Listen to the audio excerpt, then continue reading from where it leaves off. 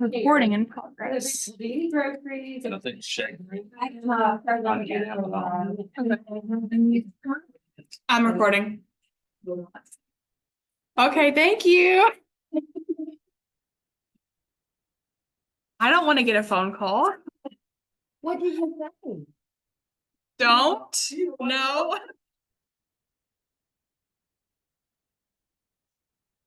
Kinda. We're already recording, so maybe not. I've gotten in trouble twice. Yeah. Making- Hi. Stay tuned. Rock and roll. If you see anyone from comment on this, it'll be blue and you just hit admit. Okay. So if you have any questions, text me. I'll be up front after I gotta go run and get breakfast. I'll be right back. Okay, perfect. For those who don't know, my name is Andrew. For those that do know, hello, welcome. I'm glad everybody's here today. For whatever reason, I always like to start off just kind of like an icebreaker. And so today, this is my joke. And so I went to Dora to ask for a raise for commission. And I told her 3 other companies are after me right now. And she said, who? I said, the power company, the water company, and the electric company. And so that's my breaker. But I just want to welcome or my icebreaker. I just want to welcome everybody. I'm glad you got ladies are here. And yeah, ladies, all ladies are here. And so today we're gonna talk about door knocking. And I do have about 25 door knocking jokes. Knock, knock, who's there? But I'm not gonna go into any of those because that's not what we're here for. I'm here to add value and not take away from y'all. And so, like I said, I do want to welcome everybody. We're gonna jump right into this pretty quickly. Number one, we're gonna look at, it should be behind me, personal connection. The number one reason we like to door knock is for personal connection. And part of that is it allows us to personally connect with people that we're actually knocking on their doors. Actually, what it does, it builds trust and credibility. And so when we go to somebody's door, we are like entering into their territory and we're saying, we don't know who they are. They don't know who we are. So we have to show up and give them their space when we go to door knock. We don't want to stay all up in here looking in and stuff like that. So that's kind of creepy. Sorry, Shay, you didn't see that. But so we want to build that personal connection. So then the next thing we want to do is we want to look at the local market knowledge. And sometimes when I go into door knocking, I feel like I'm the subject expert. But the truth is, the door that I'm knocking, they're really the subject expert because they live in that neighborhood and they know what's going on with Jane and Bob over here. They know what's going on over here with Miss Reese, who's getting ready to go to the nursing home. They know all that stuff. So they're really the subject experts, not us in that neighborhood. Now we can do the research, but they know what's going on here and now. Where we have to go and research it, they're in the know. And sometimes you'll get lucky, and we'll talk about the times that we go. Sometimes if you go during the day, you will get the older people that know every car, that know every dog's name, that know everything about the neighborhood.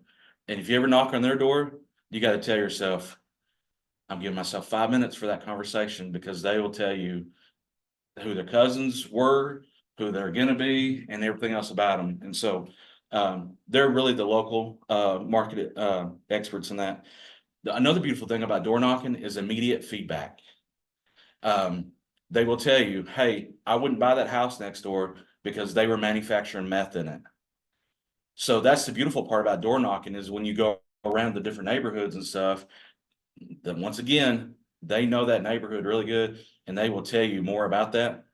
And so sometimes when you knock on the door, you'll see a house that's a little bit smaller sometimes, and you'll see the lady come to the door and she's holding 2 babies, and you can clearly see 3 or 4 babies in the background. And your first assumption is, wow, she's got a lot of kids. No, she's running a daycare out of her house. So maybe it's time for them to upgrade. So you gotta like be aware of their needs too when you knock on the door. I'm not saying totally stare into their house, but be aware of what you're watching and looking at, because that could tell us a lot of what we need as well. Oh, number 4. Let me get to number 4. I'm sorry. Immediate feedback, lead generation. The number one reason that I started door knocking is because I needed leads. And I felt like when I called them on the phone, I've got this growly bear-like voice that is just like, "Grr," and it wasn't too appealing to people on the phone. I'm like, so then I'd go to Quantum Digital or one of those companies and I'd send out mailers, but I wouldn't know who was getting it. And I don't know. I'm one of these people that I like to see quick gratification so I could keep doing it. And so when I started door knocking, it was quick. Like I'd either got the door slammed in my face quickly or I had great conversations. So I use it for lead generation. And the cool part about that is, once again, you get identified potential buyers and sellers. You walk in, you knock on a door of a house that's 3,000 square feet, and the older lady says, "My husband just passed away, and this house is too much for me." Ding, ding, ding, ding, ding, ding, ding. Man, that is a good lead. Now, are you going to ask for the business right there? No, no, no. Miss Amy will touch on a little bit more. Another thing, number 5, we'll get into community engagement. And so, one of the beautiful things about, and I've heard other brokerages say this, one of the beautiful things about being in the community is those are actually extra touches that you don't even realize you're getting. So if you decide to be part of a team and do service projects, I'm looking at Tracy because the church she goes to, I know for sure they do outreach projects. And what color shirt are y'all wearing now? Bright blue, and we'll talk about the color blue in a little bit. But with that being said, so if she's out in the community doing service projects and she's knocked on this lady's door over here, now she's out in the community doing projects, and that lady drives by and sees Tracy doing community projects, that's 2 touches. She went to her house, now she's seeing her out in the community. So don't be afraid to be involved in the community, because that will actually help your door knocking success, and it gives you more touches. Yeah, yep, community involvement. And here's the cool part too. What happens is sometimes when you door knock, some of those community involvements, those people you door knocked, guess who's gonna be at those community functions? So that's kind of a win-win. So we're going on their territory, their turf, introducing ourselves to them. Then, once we're out in the community, they get to see us again. Now we're just not somebody just sitting on the couch, just, praying business comes in. You know, we're actually out there. And that's why all this is green, because we're farmers. I don't know if y'all knew that or not. Door knocking is so boring. It hurts, it takes effort, but if you guys would do a mind shift and tell yourselves you are farmers and you are growing your business, now it's different. Now it's not just I'm knocking a door. Now, see all this green? We're growing stuff. We're farmers. I'm not just knocking this door. I'm growing my business. Amy, you say it. If my mouth is open, my business is open. So we got to tell ourselves we're farmers, and we'll get into that a little bit more. We're not just door knocking. We're growing our business. And once you do that mind shift, it's like, it's just something I'm doing to grow my business. It's not fun. I'll be honest with you. It hurts. After some, I'm kind of a husky guy. And so like I went on this little adventure to lose some weight. Do you know how I lost some of that weight? Door knocking, you know? So there's so many benefits in it, but it's just really a mind shift. Well, what if they slam the door on me? What if you sit on your couch and eat potato chips and choke on a potato chip? There's so many what ifs, but I'd rather be out here proactively doing something, because sometimes when we first get started, our budget is not great. We are low budget, and one of the cheapest, most effective ways to get your business growing is to get your feet going. This is free what I'm doing. You don't even have to give them anything. Hey, just out meeting everybody today. Y'all have a great day. I just wanted to see my face. And so, community engagement, this will set you apart. I can count of 4 other agents in the area that are actively doing this. So, do you know how many agents we have in Western Kentucky? Almost 500. So, even if we get the number up to 10, that's still a small amount of people that's doing this. Now, don't let me lie to you. You do have to knock a lot of doors to get conversion rates, but it's free. Well, sometimes you don't, Tracy, our first door knock. We got a listing, our very first door knock when I was coaching her. And he didn't answer. We called the number in the driveway. And he That's worked good. With us, so sometimes, I mean, I don't wanna say you get lucky. The next one is one of my personal favorites. I call it building brand awareness. So now, when I'm going door knocking, as y'all will see, I've got this lanyard on. And what I used to do is kind of like the FBI or whatever. Open up. No, I wouldn't do that. But I used to hold this little, my name tag, my badge, my, card in front of them the whole time while I was talking. And they would stare at the whole time. Well, I noticed they're staring and staring and staring. I said, you know what? We could do this. So I started making these bigger ones now. And so I'm holding this the whole time. While can you see that, Shay? Hopefully you can. I'm standing there the whole time with this. So if don't answer the door and I hit that Yeah, little, looks good. thank you. I got one for you whenever you're in the office. So whenever they hit the ring button, now I'm talking to a lot of cameras because I'm a guy. That's another thing. When I go by myself, nobody answers the door. But when I take Tracy with me, or Kelsey, or Terry, Yates, or Miss Amy Brock, people open the doors. So I use this kind of like to really tell them who I am. Maybe their audio's not working, but they're staring at this the whole time. And so I don't know how this is working just yet. It's relatively new. That's why I gave y'all your own, and you can personalize it. I think somebody said that you can actually write on it with dry erase marker if you want to put a phone on it, phone number on it, or if you want to put cute little flowers or something that's I don't know, whatever you want to put on it. And so what I'm thinking about doing is putting a hole in this one and clipping it right there so my hands are free. And so somebody said, Andrew, isn't door knocking scary? Yes, it is scary, but let me tell you what my real scary was. In the year 2000, I actually started working for the Department of Corrections, and started working for the prison, and I went through 3 or 4 weeks of training. Then in February, I started on midnights, and one of the things they asked me to do was to go wake up some of the inmates so they could go prepare breakfast, and I was scared to death. Walking in that cell, walking in there. I didn't know how to wake them up. That was scary to me. That was scary. Y'all might not have had that opportunity to do that, but that was scary for me. So then when I started going to a church said, hey, we're gonna do some door knocking. I'm like, what does that consist of? They're like, just follow me. So we started doing this door knocking, and I'm like, this ain't bad. I used to wake inmates up in the middle of the night to go cook, and I never knew if they were gonna cuss me, hit me, spit on me, what they were gonna grab me. I never knew. And so when I started doing door knocking, I'm like, oh, I got this. So some of y'all's real experience, your life experiences may not be like that, but that was mine. Okay, so how do we make the most of door knocking?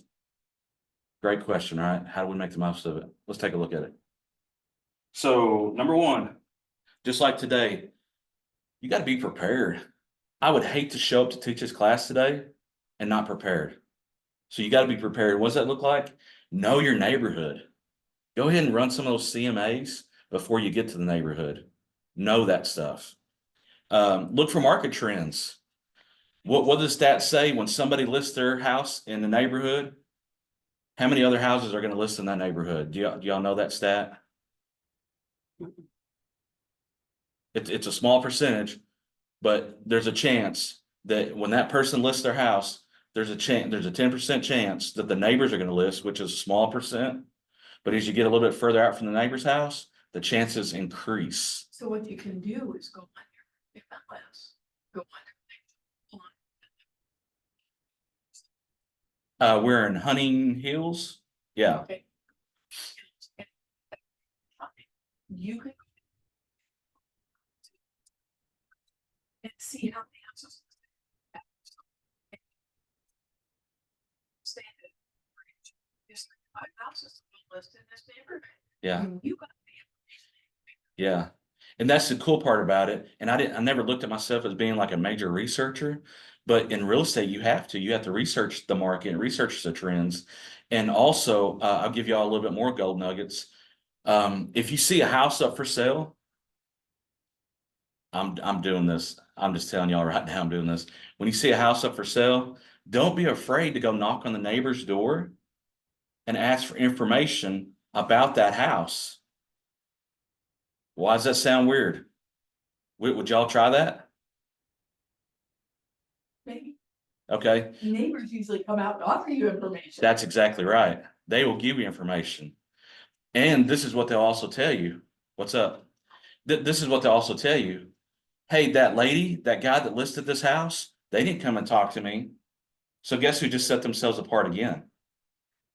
You, okay? So number two, we'll get to number two. That's always be prepared. Number two is be polite and be respectful. I have children. Some of y'all may have children. I've noticed one of the things is when I knock on the door and I hear chaos going on, I count to 30 seconds. 1, 2, 3, 4, 5, 6. And once I get to 30, nobody comes to the door, I'm gone. I'm not going to sit there. Go ahead. I'm willing to watch it. Okay. Yep.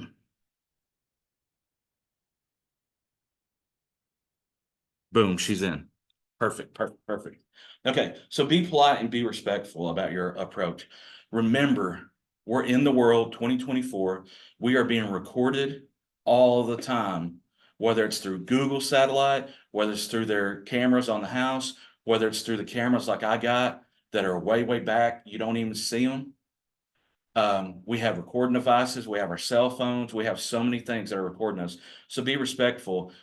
If there's a big pile of crap in the front yard, you can acknowledge it quietly, but don't say, oh gosh, this is so gross, as you're walking to the house, because you're not going to get a door open, especially if they're listening. So be polite, be respectful the best you can. Clearly communicate why you are there. Why is that important? I spent about 6 hours watching YouTube videos. And one of the guys said, man, that's the third person in a row says, who's KW? So do you know what I say now? Hey, I'm Andrew, your real estate professional with Keller Williams. A lot of people don't know who Keller Williams still is in this area. So I tell them what I'm doing. I'm a real estate professional with Keller Williams. They're like, oh, well, do you know Jimmy, or do you know Mike, or do you know Jane? And I'm like, oh yeah, they're great. They're always great. They're always, no matter if they're bad, they're always great. Because what happens is psychology tells us that what you say about somebody else, the first time you meet somebody, is what they think about you. So if you say you meet somebody for the first time, like, hey, we might have some common friends. And they say, oh yeah, do you know Jim? Oh yeah, Jim's a dirtbag. They don't realize that. Their unconscious mind automatically assigns you as a dirtbag because you said the word dirtbag. That's psychology. We're not getting into that. But just everybody's great. Even if they're not, they're great. Because then they think you're great. Okay, provide value. Provide value. Goodie bags. Tracy and I, we did something really crazy. We went out on Valentine's week or day. I don't recommend that. It was cold. But the good thing is if you have chocolate, it won't melt. That's the good thing. But Tracy, I pray I'm not embarrassing you in this moment, but we were door knocking and we knocked on this one guy's door. We knew he was about to sell. He would not look at me at all. I promise he would not look at me. He stared at Tracy the whole time. I know she probably felt a little bit uncomfortable. I think he even gave you a compliment. And so what I realized, I've got Corey in the room. I've got Courtney in the room. I'd really encourage you two to go together.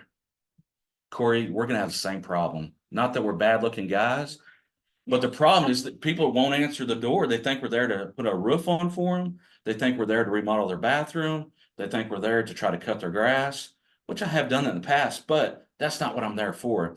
I notice when I take a female counterpart with me, and it doesn't matter. I'm not going to take my daughter, my 4-year-old, but I've taken my wife. I've taken Tracy. I've gone with Amy. I've gone with several other people. Every time I have 100% better luck. And so 100% right.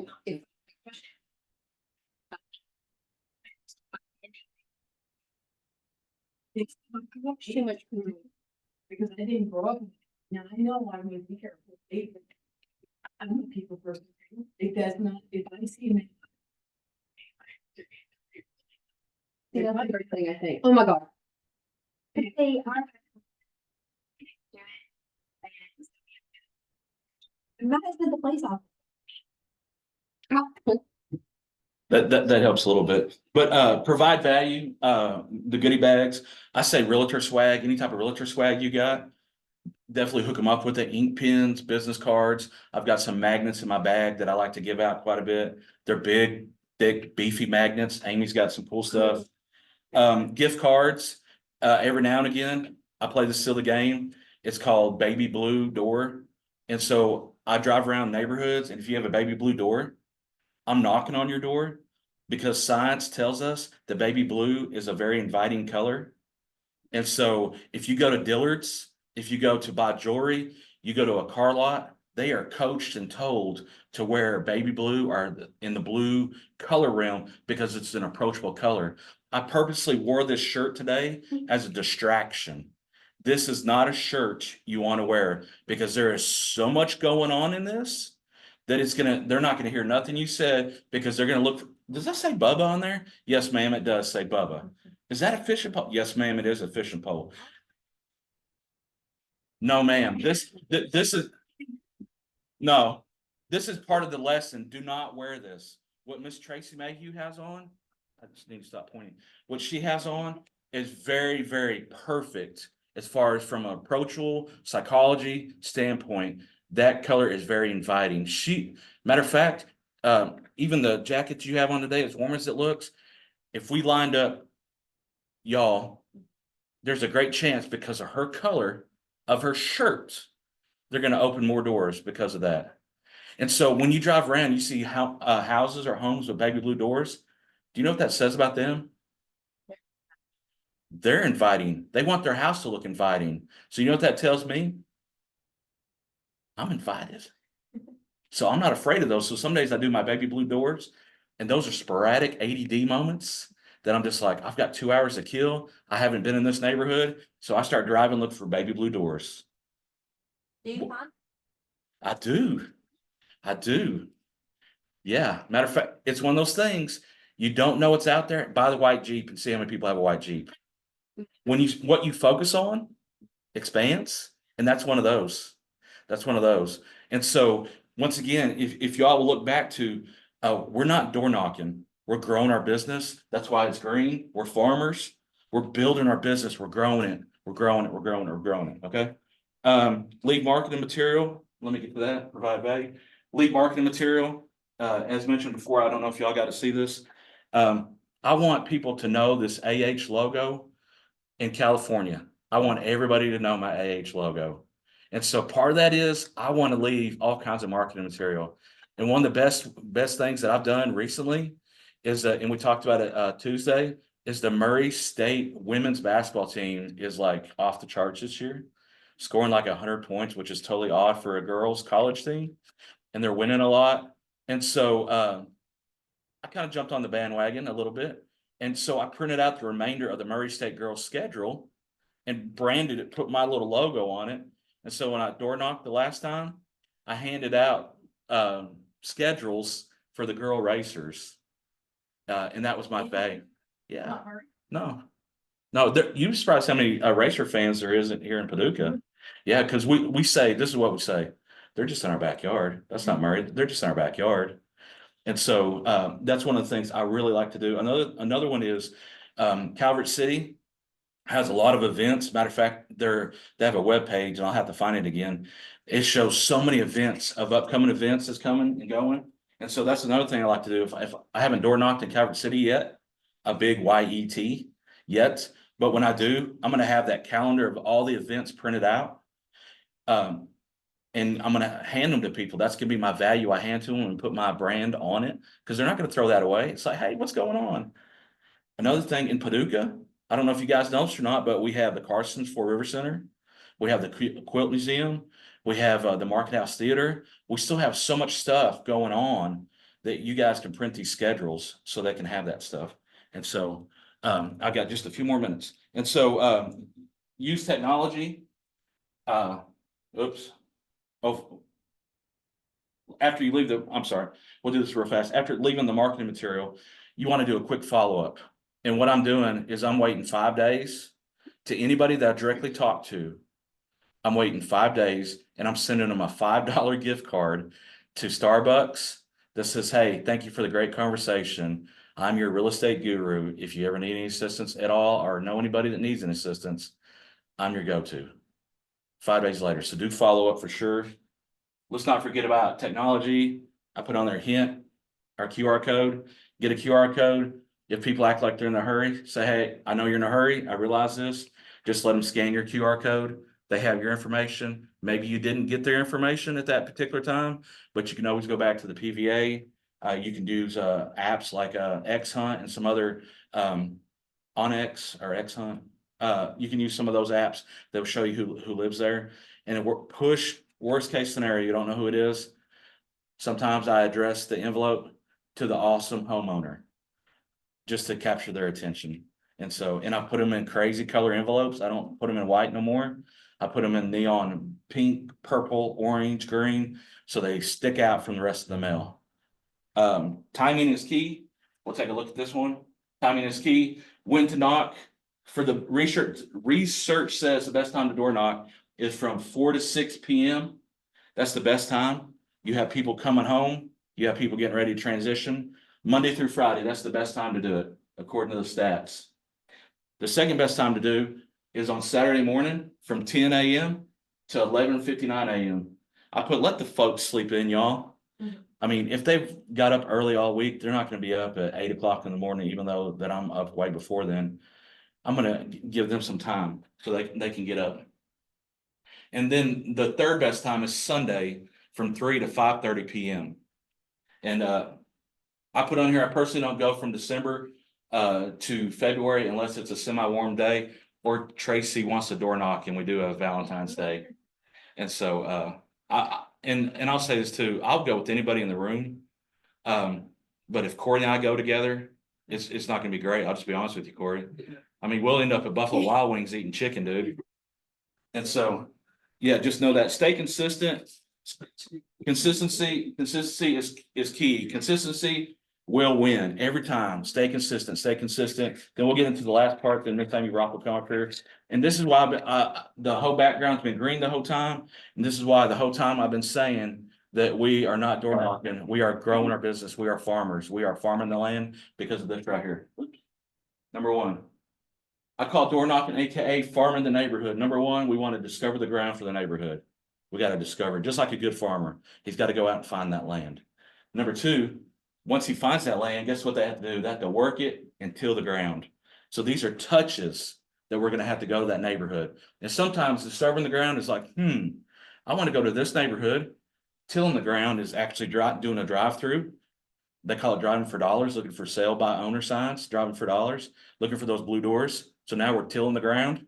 Okay. Number three. Oops, I'll go back one. It was plant the ground. Number three was plant the ground. That's where I'm actually getting out and door knocking. Now I'm planting the ground. Hey, I'm Andrew. I'm telling myself I'm giving them seed. I'm growing my business. I'm growing it. I'm growing it. Number four, I want to fertilize it. That's that follow-up. I'm going to send them that follow-up, and that's the fertilizer. Number four. Number five, I want to water the ground. Sometimes that means I'm going to send out marketing material. I'm going to go back and give them an events page of what's coming up. Number six, I'm going to sit back and I'm going to notice they're going to start calling me. Hey, this house I noticed was for sale. What do you know about it? They're not asking for me to help them yet. They just want some information. And I'm like, yes, yes. Then number seven right here. Y'all get ready to applaud for this one. Here we go. Number seven. Lastly, we're going to harvest the ground. That's 7 touches, 7 steps. We're not door knocking. We're growing our business. We are farmers. And it's going to sometimes take us up to 7 steps before we harvest the ground. But being consistent, we're going to win. We're going to win, win, win. But we have to do these steps just like a great farmer does. A great farmer does not just buy land, then all of a sudden the crop is there. And so what I'm going to tell you guys, just like back when I used to work for the old farmer, the best time to do this is March. March, knocking doors. You know when we're going to quit? The last time we see kids knocking doors, October 31st. Those are the prime times to go door knocking. March to October 31st. Just the same, and it lines up perfectly with the farmer. He wants to get out in the fields early in the season. He wants to check the ground. And guess what? October 31st, they call it the harvest moon. Boom. Y'all been awesome. I have a question. Yes. Yeah, we together and you're both agents, do you Uh-huh. both? Yes, Okay. yep. Yeah,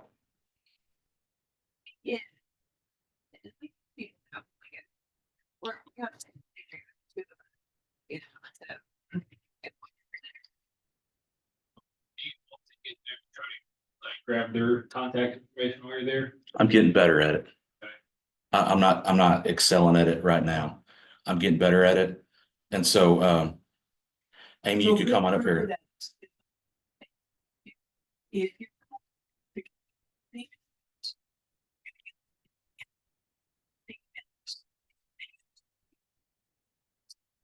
Maintaining your phone information takes a value. What's fun? So, you know, it's kind of a tough thing, but as a lead-in, and I'll let you guys ask him some more questions.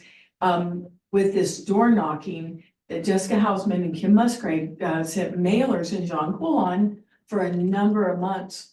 I think Andrew's onto something. If you'll do your farming mailing in the winter months and then follow up with door knocking.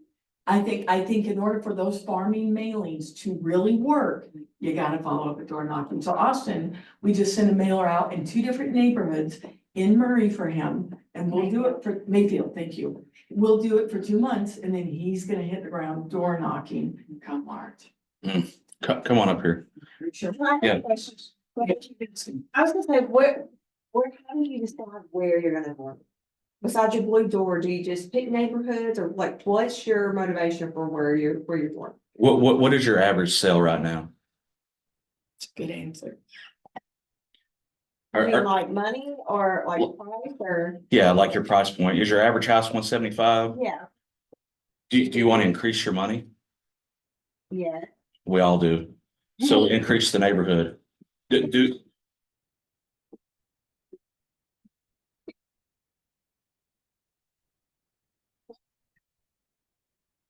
Stick with below $250,000 homes. I wouldn't go to the blue. yeah, and I'll be transparent with everybody in the room. My house come in at 285 on the taxes. I don't agree with the assessment of 285, but I know my house, I know my neighborhood. And so I want to sell a bunch of $285,000 houses is what I want to sell. So I look for neighborhoods that are similar to ours. I'm not going into $600,000 neighborhoods just because I want that pat on the back. I'm sticking with what I know. That's me. Any other So, questions? Sorry, folks? Autumn. Question. Mhm.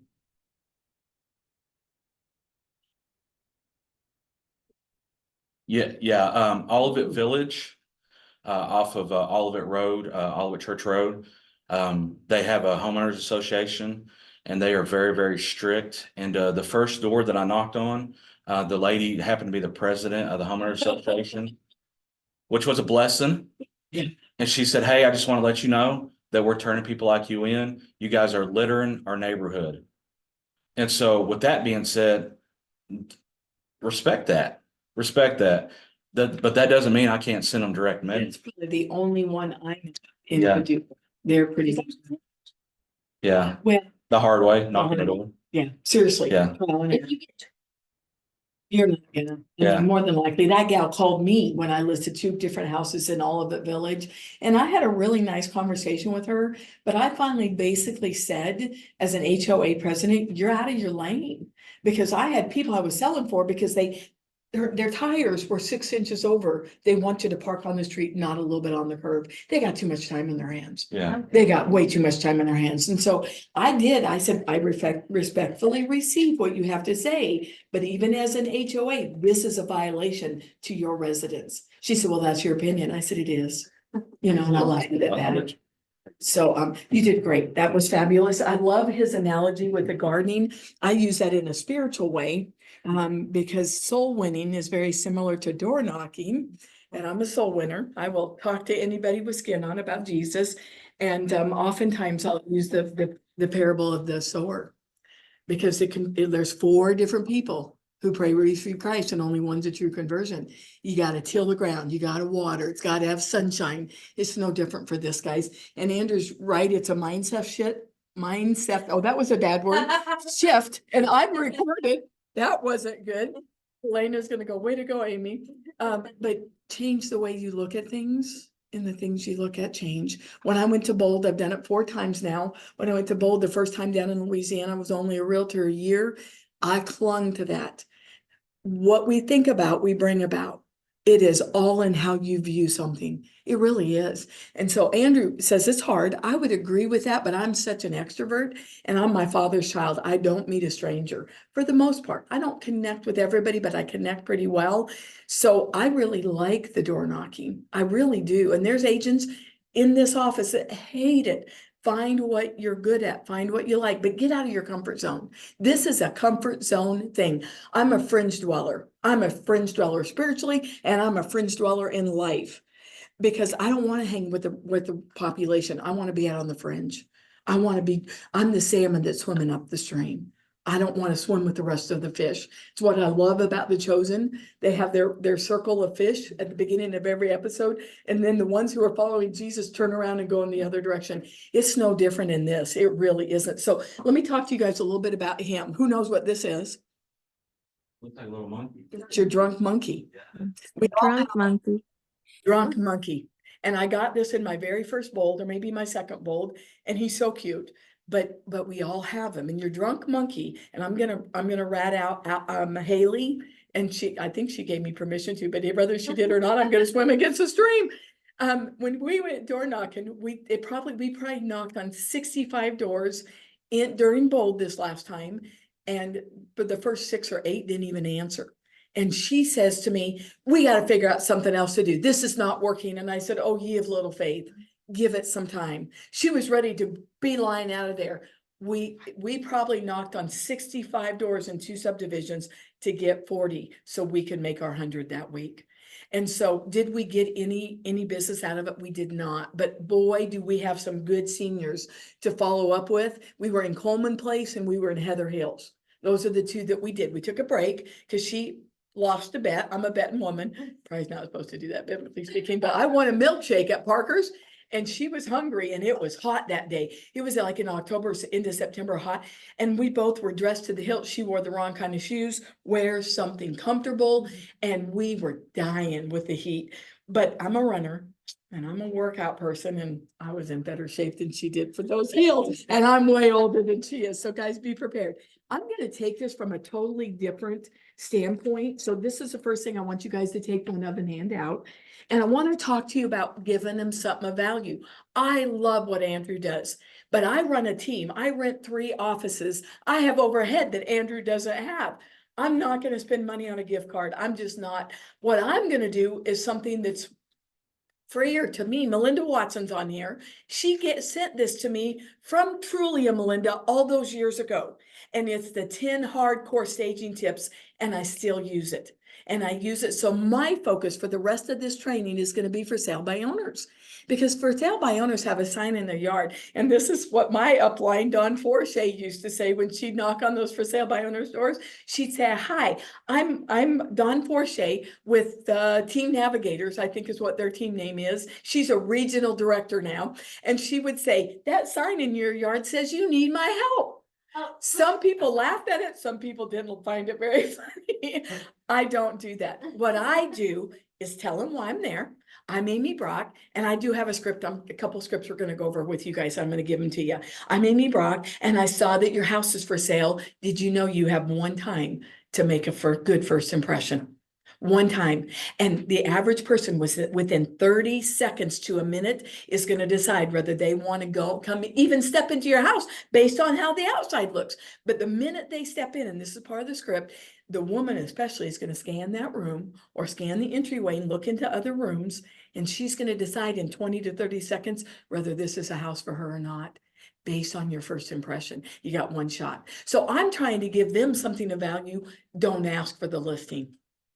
don't ask for the listing. And I learned that the hard way. When I moved up here in November 2012, this will tell you guys something about me as a listing agent. I still had 7 listings in Louisiana because that's where I was a realtor for 3 years before Joe's job moved us up here.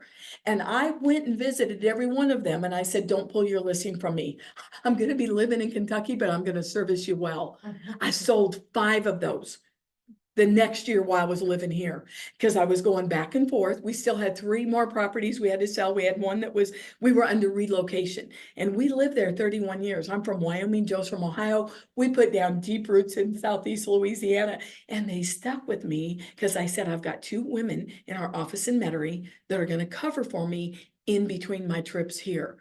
But I did not get my license here till August. Erlene was a team leader. She kept hounding me to get my license. And I said, Erlene, I'm licensed in Louisiana. Let me finish up there. And my last house that I sold there was almost a $500,000 house in Ormond Plantation where I used to live. Now we rented a 4-plex back there. We bought in Red Church, not far from there, because our first house was $86,000, but then we built a house across the river years later. So all of that to say, guys, I've been door knocking since my first bold because I ran out of names and people to door knock or to call. And I thought I've got to graduate this bold. Back then it was much stricter than it is now. We started with 125 people and only 75 of us graduated. The other ones got kicked out after strike number 5. They were done. So it's really changed. And I don't think for the better necessarily. So what I do is I give them this 10 hardcore staging tips. Look what's on the back of it. I have stats. And this one I didn't update. My one that's off my computer in my office. This is from my laptop. I need to update it. Autumn would tell you I give too much information. I do. She doesn't put enough on our flyers. I put too much. But what I want them to know is Keller Williams is number 1. I like being aligned with the number 1 company. Young Living is number 1. doTERRA is number 2. I like, and I don't sell Young Living, but boy, do I use a lot of it. I like to be with number 1s. I do. All those years, 16 years, I won a car, earned a car. I became a sales director all while I was homeschooling. Don't recommend that. But Mary Kay was number 1 for 10 years. I like being aligned with number 1 companies. And so take advantage of that. I'm having hardcore conversation with Austin right now because he's not necessarily wanting to leave the team, but he wants his own brokerage. And so he's got to go to a family reunion. You guys have been to Mega Camp. Go to family reunion. You gotta see what all this company offers. You gotta. And so all of that to say, let me get back on track. Here's what I want you to know about this. You don't ask. And so let me give you my second handout. Here's my 7 touches for sale by owner, and it's all done by trial and error. When I moved here, I didn't know 1 name. First person I met was Teresa Freeman out at AEP River Operations, when she's still in my customer care program. But my point being, it's not about who you know. You guys, I finished number 12 out of almost 485 agents. I knew nobody when I moved here 12 years ago. 11 years ago. November 10th was my anniversary. I had maybe number 12. And so I'm proof. It's not about being from the area. And I've had people say, how can you sell in Western Kentucky when you're not from here? I run really good comps. I don't have to be from an area. Give me 1 hour in a neighborhood and I can tell you all about that neighborhood. I learned from the best on how to run comps down there. And so touch number 1, I need one of those back. Yeah, that's okay. So I can go over it with you and I'll take those to you. Okay, so touch number 1, face to face, like Andrew says. It's more personable. They get to look in your eyes. You get to look in their eyes. And people know if you're selling them something or not. Don't be a salesman. None of us want to be a salesman. One of my favorite scripts that I learned in Louisiana is, I'm not here to sell you anything. I'm here to give you information that might be helpful as you're making decisions for and with your family. And I think we're not supposed to say family now, but with your tribe. You can change that word and be compliant with fair housing. But all of that to say, face to face, give them something of value. This is my go-to every time for sale by owners. Thanks to Melinda Watson. She shared it with me. I can send you the template if you need. I'll have Autumn send it to you. You click on the bottom. Don't use any of my, I think our vision statement and our mission statement, or my mission statement, is that I will serve you with integrity, I'm hardworking. It says something, and Autumn finally said to me when we were trying to rewrite our vision and mission statement for the team. She said, that really needs to be your mission statement, because that's what you value. That's what I do for people. And then I've given this to people and they kept it on there. So take my stuff off. Okay, make it yourself. Make it yourself. And you can leave the number one information. I just need to add 2023 to that. So just make sure your information's updated.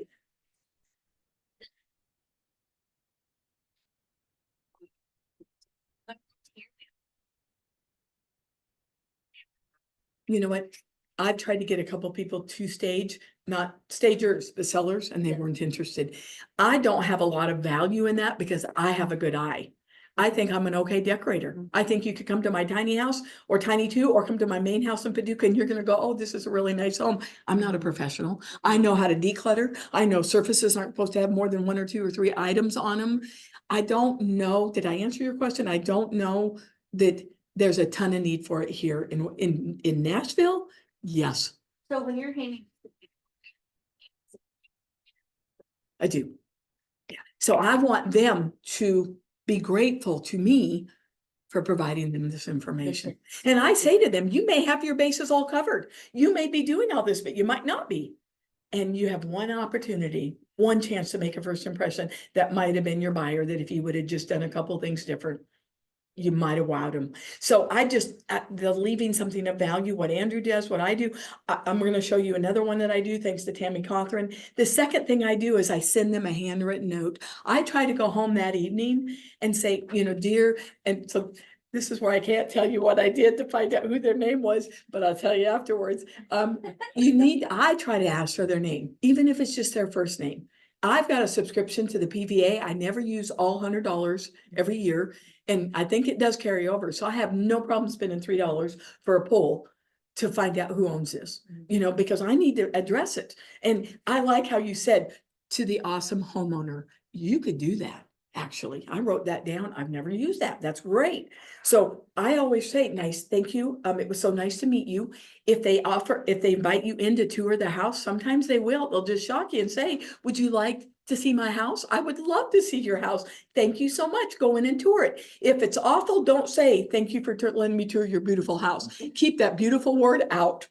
Just be honest. Don't be a salesman. Don't, remember used car salesman, right? What do? They get in the kid's face because they want to win the people over. That's how not to win the parents over or the grandparents. Don't do that. But just be honest. You know, just thank them. If I can do anything for you, I would love to assist you any way I can. Good luck with the sale of your home. Doesn't have to be a book. I tend to write books because I'm a woman of many words. Then a week later, I'm going to do another face-to-face. So I want you guys to take notice that these face-to-faces are far more important than a phone call. Would you agree with that, Andrew? 100%. 100%. I rarely get a for sale by owner. If it's a vacant home, I'm forced to call them. Andrew, remember on the way back from Murray, I called it for sale by owner. Andrew gave me the history on it, and it rang and it rang and it rang, and I never did get him. Well, he's not going to sell his house that way now, is he? What I probably will do is go over and put something in their door, because eventually he's going to show up to maintain his house, I hope. But he's had it for sale by owner, he's had it listed, and now he's backed up for sale by owner, and you can't get a hold of him. I don't like the phone as much as I like in person. So a week later, I'm going to knock on the door, and guys, in the MLS, write this down, in the MLS, you can find the value of a real estate professional as part of that CMA. So you're going to have to act like if you haven't made a full summary, full comparative market analysis that's in a booklet form like I do every now and again when I know I'm going up against the Tony Stricklands and the Jessica Hausmans, when I'm going up against the big guns, I want to be taken serious. So I'm going to do that CMA, and I'm going to bind it, and I'm going to take it to him, and then with my pre-listing packet. But in there is a value of a real estate professional. I bet you if you Google it, you can find several more. I had Melissa, when she worked for me at the time and we were redoing my pre-listing packet, I had her retype it so it matched my colors, so it matched my stuff, because I wanted it all to look, but I still keep a file. I keep one of these in the back pocket of my car, and I have in there the touches.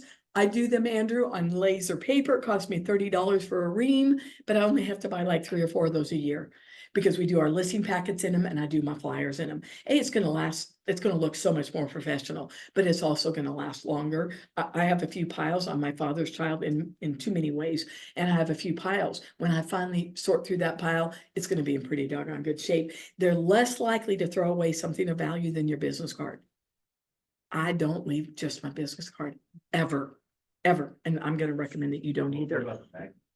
What? The magnet. Yeah, so let me show you the magnet. We get this, I think there are 100 in a case, or 100 in a little box, maybe 50. And it's just, there's no place like home.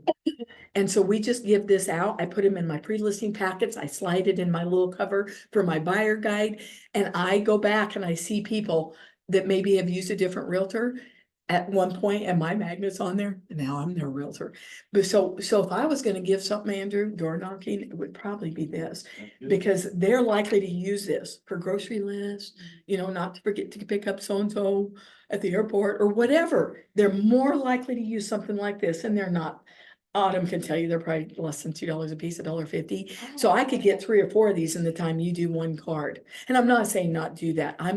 I have to mind my money because I have overhead expenses that he doesn't have because I run a team. And so, we get this from, I have no idea. And She, that was one of those tricks that you. real estate supply store. That's What? one of those tricks that you taught me when, You can guys pass that around.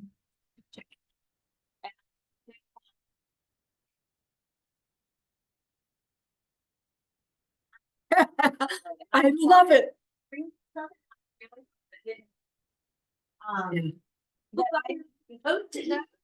And I was like, I mail them in the mail to them. I mean, Sure. And they come with these cute little envelopes that I don't use because I give these out in person. Yeah. So guys, 2 weeks later, you're gonna give them the value of a real estate professional. And again, I have scripts and we're gonna talk about those with my for sale by owners. Maybe give me one. Yeah. I need it. The first one I already gave you, didn't say word for word, but kind of touched on it. This is my touch 3 conversation. Hi, I stopped by a couple of weeks ago, wanted to check on you to see how the sale of your home is going. Are you getting some showings? Any offers yet? You guys for sale by owners lie. They lie, and I'm not gonna say any names on here because we're being recorded. My very first for sale by owner told me she'd only been on the market 2 weeks. Then when I got the listing, she told me this 6 months has been hell. They don't remember that they told me, and I don't call them out on it. But it's interesting. They're not going to tell you the truth a lot of the time because they don't want egg on their face. They don't want to admit they need you. I stopped going after for sale by owners during COVID. I didn't have time. I lost most of my team because children were at home now, and my transaction coordinator, Lauren, informed me she was not going to come back because her kids are at home. I get it. But I went to that office in Lone Oak every single day. So when people say, wasn't the lockdown great? I say, what lockdown? I did more business and paid off my entire mortgage for my husband in 2020. We live 100% debt free until we bought that fourplex this summer, but it's an investment. And so this is, let them answer, just have a conversation. You're going to watch body language. Body language is so strong. People will answer the door. I had one guy that was in this tank top with this big old belly, and he stood there, and I just gave him my flyer about your hardcore staging tips. As I was walking away, he yells, aren't you going to ask for the listing? Aren't you going to ask for my listing? I turned around and said, no, sir, I just wanted to meet you. That's all I was there for, is to meet him. You guys have to earn the right to become somebody's realtor. Rarely do they go eeny, meeny, miny, mo and pick a realtor that way. I don't pick a doctor that way, do you? Selling somebody's house is real big stuff. So I know this is about door knocking, but I do have a question. So Sure. when you do call people for sale by owners specifically, or expireds, more so for sale by owners. I mean, are you not saying anything about listing their home in that conversation? I am, but not till later on in these touches. Okay. And we'll get to that, okay? I absolutely am, and I do have a flyer, and I don't know where it is, but I created it during my first bold, and it's facts all for sale by owners should know. You guys can Google the guy in New York City. I think he founded either FSBO.com, or you'll have to write it out, but he was a for sale by owner in one of his penthouse apartments or condo townhouses that he owned. And And couldn't get it sold in 6 months. He hired a real estate professional and she got him 150,000 more. So not only do I have that link on there or where to go find that, because I found it years ago, it's still up there and it's a true story. Most of the buyers are working with a realtor. Why would you not want this a real estate sign in the yard? I don't go to sell for sale by owners' houses when I'm working with buyers because they're hard to find. I need information at my fingertip. So that's one of my other points that I put on there is that most buyers are working with agents, with licensed realtors, and MLS is at my fingertips. I don't know that you're even out there. So why would you not want to get, so, and I had on there the for sale by owner story. I had, did you know? I did it with, did you know? Did you know? Did you know? I had about 7 points on there. Did you know that the average for sale by home nets 7 to 10% less? Now, you couldn't say that during COVID because that was not the case anymore, which is why I quit door knocking altogether. They were selling their own houses. Guess what? Before COVID, 85% to 90 of them, 90% were going to call somebody to list their home. I wanted to be that somebody, which is why I developed touches over a 2-month period. And most of mine, if they were going to list, within 4 touches, they were calling me to list, including that guy that yelled at me and said, aren't you going to ask for this listing? He was no more happy to see me. And yet I listed his house and sold it 4 touches later. And so let's go to the next touch.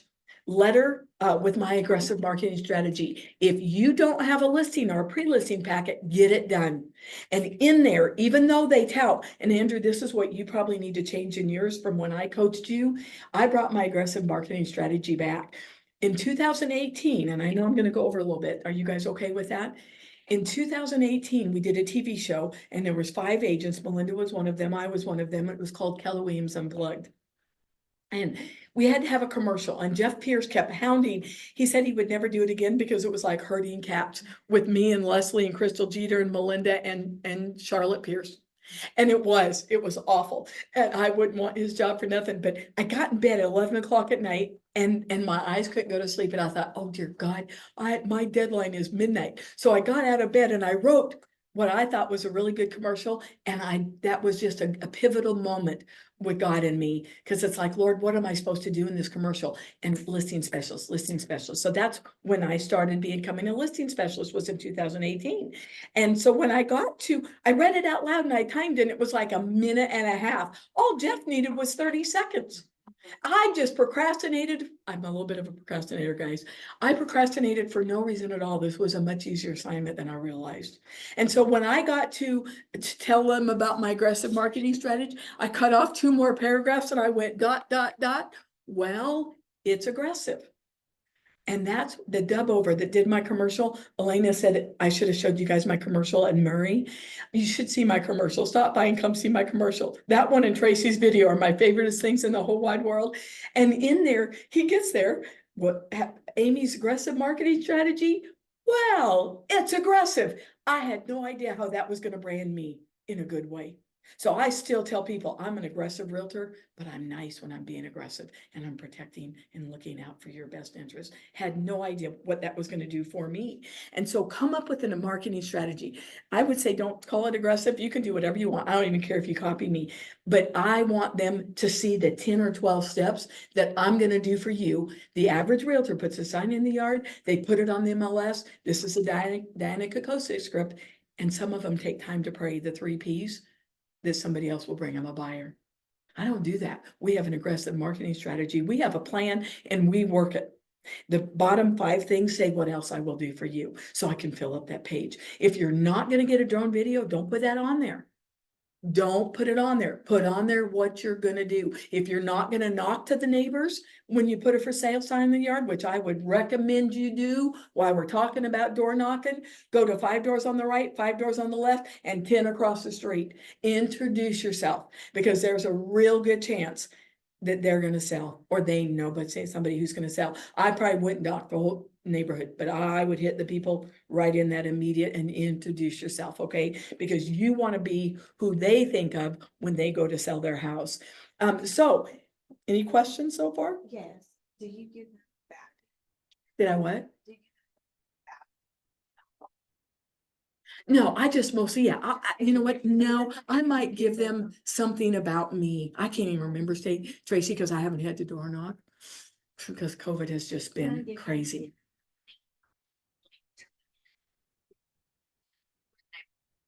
Sure. If you. You can do it after you get-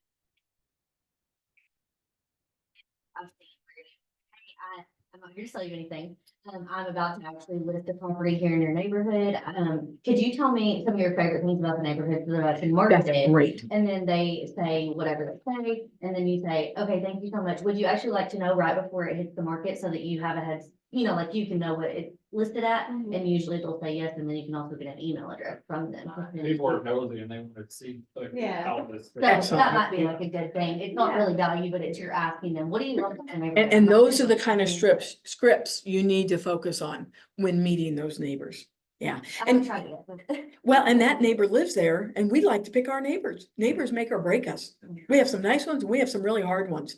And I would love to pick who lives next door to me. I tried to get Bob and Elaine to buy the house next door to me. They didn't, but we got Matt and she's a teacher and it's gonna come to me and they're delightful and they have little Reagan and she's so cute. Okay, so call number 5, call asking for a pre-listing appointment. Now you're gonna get down to the nitty-gritty. You've more than earned the right. Because guys, nothing's worse than big dogging in your neighborhood like me. There was a house right around the corner and I had met with them 2 or 3 times. I had showed them several houses. They were going after high-end foreclosures. I can't tell you how many offers I put in for them. And there was another realtor sign there and they did everything I told them to do. They coached their realtor. It's a horrible feeling. It's a kick in the gut. It's a kick in the back. It's a knife, whatever it is. I just instinctively turned around because they were backing out of their driveway. And I served on in a ministry with one of them. That's interesting. And I just ran the other way, just instinctively. My body just turned me around because I thought, I can't do this.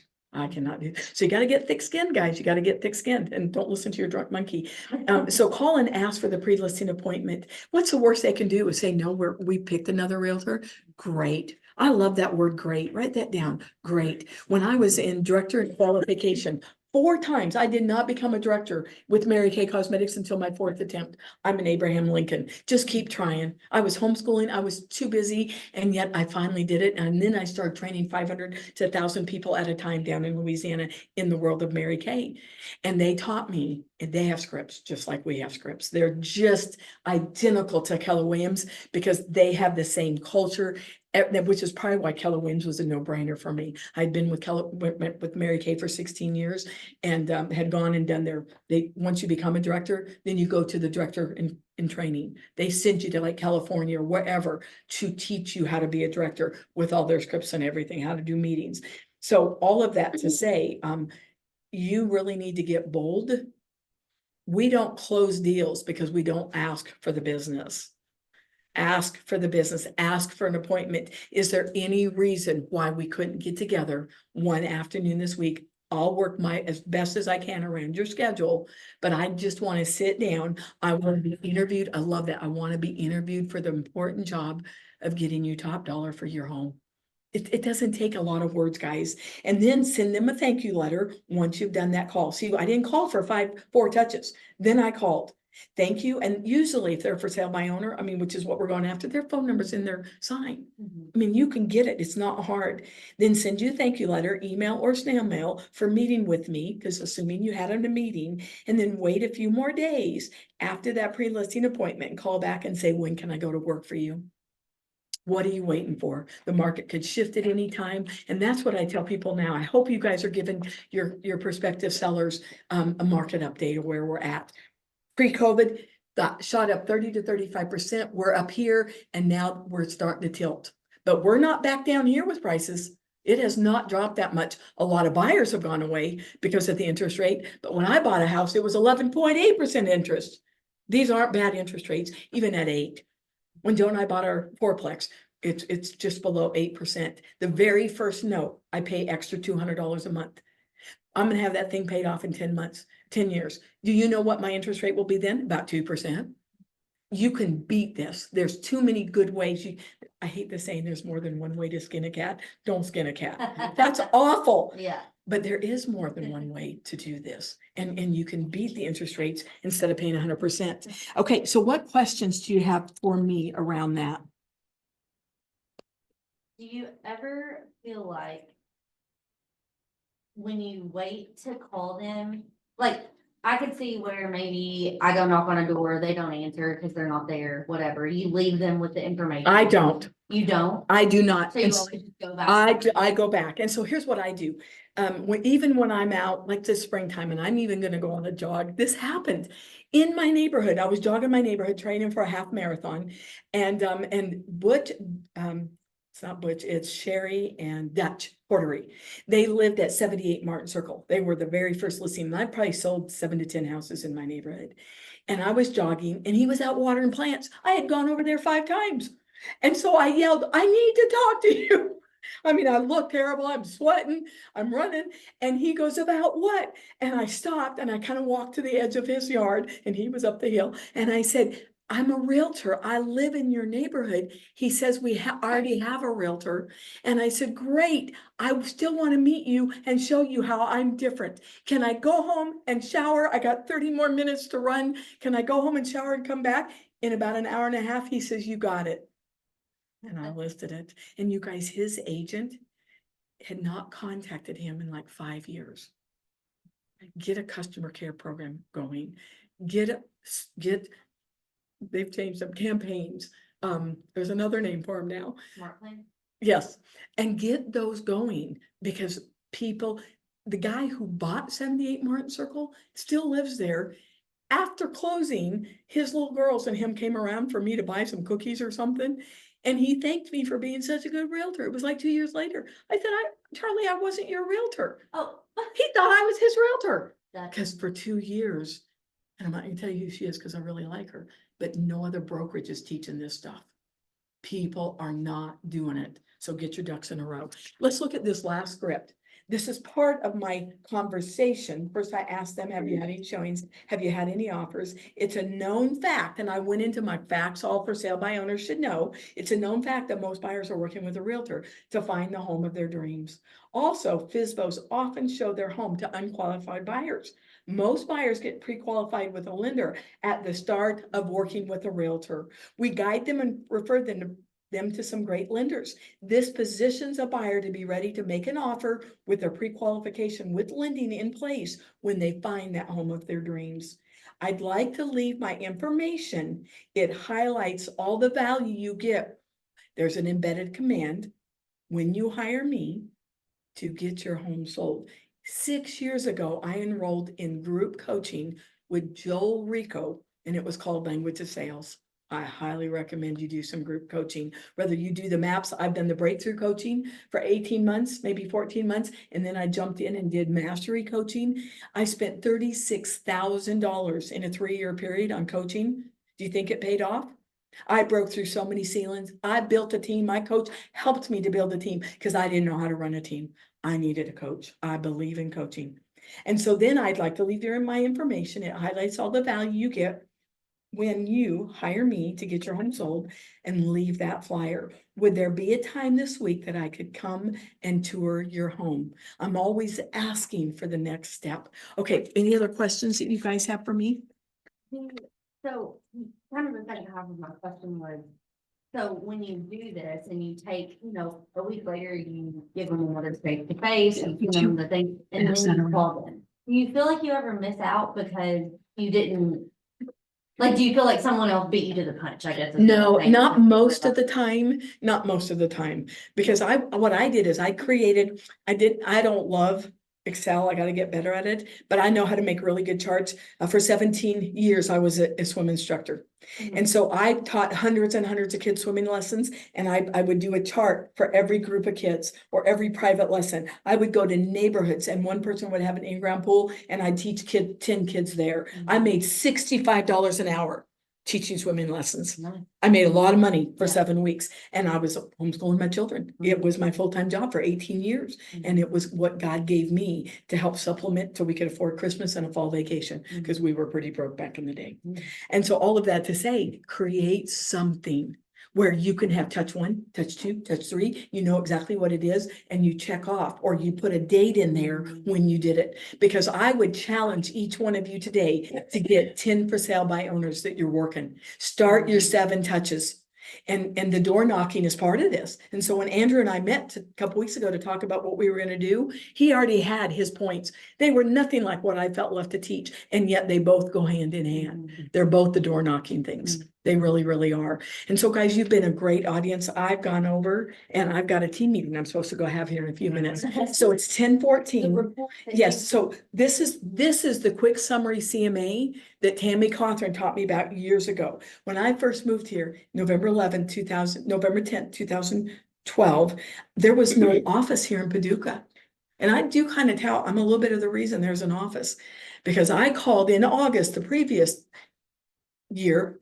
full year. I called Arlene Woods in Mayfield. She was the team, or in Murray, she was the team leader. And I said, my husband's going to be moving in about 6 months to Western Kentucky. We're going to live in Paducah. His office is in Paducah. Are you guys interested in opening an office? She said, we are. We just have nobody to do it. So I said, are you going to be in Orlando at family reunion? I think this year would be my 8th family reunion. And I've only been to Mega Camp twice.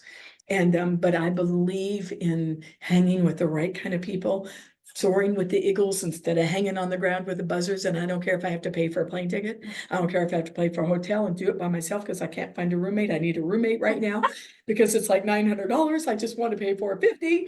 But I believe in spending that money to make me a better realtor, invest in what this company offers. So many people have no idea what the full picture is. You'll even see more of the full picture at family reunion than you do at Mega Camp. Mega is a totally different type. This is more fast and furious, and all these classes you choose from, and you have to be in it. You'll lose some weight. Wear comfortable shoes because you'll be racing to get to the next one. And the full ones, you'll be sitting on the floor, but you will hang on every word and you will write down what to do and what not to do. And the last one I went to nothing but, well, that's not true. The last one, probably a couple before, I was becoming the productivity coach. Tracy was my second guinea pig. And taught me so much. I was just learning how to be a productivity coach. And I went to PC classes or I went to team building classes. Those were my 2 venues. So with family reunion, you can pick what you want to learn to do. One year, it was 2016. I had been in commercial real estate school with Keller Williams for 10 months, and I made myself do the commercial track to see if I understood, I just made myself, even though I was much more comfortable in the residential arena, I have my commercial designation because commercial property started falling in my lap. And my number one beef with Western Kentucky realtors is we treat it like a home, and it is not a home. There's a way to do commercial and there's a way to do residential. So I know I give you guys a lot of side nuggets. I can't help it. It's the teacher in me. Any other questions? Okay, with this is your quick summary CMA that Tammy taught me about. So you can see on yours, see how my business card is? Now you can see that with this one, I have to staple it. This is Olivet Village. And so you can't door knock Olivet Village, but I needed more information. This one this one I only went back a year. The one in Murray, Sarasota Springs, I sold Candy Cane Lane there several years back. And I had to go back 18 months to get 5 houses. With Jean Quillan, I think I got 8, but a lot of them have fallen off because it's been too long ago now. And so what I would tell them is on this one, I put the date, but here's my point. I think it's tackier to have something stapled or have it taped. I just think it doesn't look as professional. And again, that's likely to get separated, but if you copy it right on there, it's there. I just have to staple when they're too big, and I'm not going to put it on the back side at all. But, look on the back, my information's over there. I guess you could go ahead and professionally. I write really nice. I probably could get away with, but I kind of like them to see who I am, my face. I fought that for years. Don't fight that. Name, face recognition is really, really important. And I do. And so if you go over to reports and go under CMA, click on that, and you're going to get a drop down. Quick summary is one of them. And I just think I had one guy in my neighborhood. My spiel is, hi, I'm Amy Brock and I'm with Keller Williams Experience Realty. This neighborhood has been pretty hot in selling houses. would it be of benefit? Would it be beneficial to you as a potential seller? You may not be, to know what these homes are worth, what your home might be worth. And one guy goes, no. And I said, great. It was really nice to meet you. What is your first name? I shook his hand and I left. And I didn't give him anything. But most people will either follow up with this or call me and ask me a question, or they'll keep it and someday call me. But again, you can't just door knock one time. The fortune is in the follow-up. Cute little wooden plaque in my office. And Dave Ramsey says 7 to 10 follow-ups is needed for the average person. That's daunting. But keep track of your follow-ups and do them. Okay? Any questions? You're so welcome. Thank you guys for coming. We're just happy to educate any opportunity we get. I do really like this. I really like this idea. Unlike Andrew, I don't need this because most everybody's opening the doors for me. And I would probably still wear this because I'm cold. You know, I get what you're saying, but I think for men, it's probably more important with what you're wearing than it is a woman. I do. Most people are just not gonna be afraid, like they would be. Okay, Great class. thank you. Bless your heart. I didn't even look at my phone for a while because I was making. Andrew a few days ago, if you're gonna Zoom, and he said, well, that's up to Amy, and then I No. never saw anything. I thought, We well, have to, we're since supposed to Ben Zoom had one changed of the it. two. We're supposed to, and we're Oh, supposed, right. how do we end recording? How do we shut down the recording here? maybe they can take out that. Thanks. Bye. Bye. Bye. So, it truly is